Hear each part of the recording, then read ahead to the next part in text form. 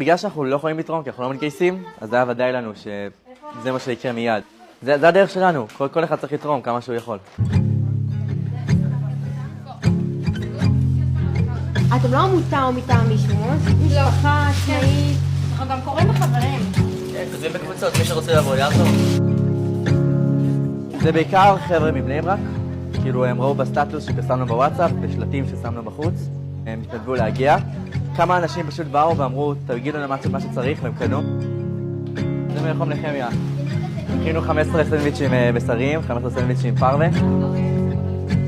מוצרי תינוקות, משחקים, מישהי תרמה מעל 100 מוצצים. אחת שהיא תרמה אתמול, לא היה להם אפילו רכב להביא את זה, כאילו לא היה להם הרבה כסף. אבל עדיין הם תרמו את כל זה. ומשפחה שלמה היא הביאה המון דברים ושמה חוקים על כל אחד מהם. אוהבים אתכם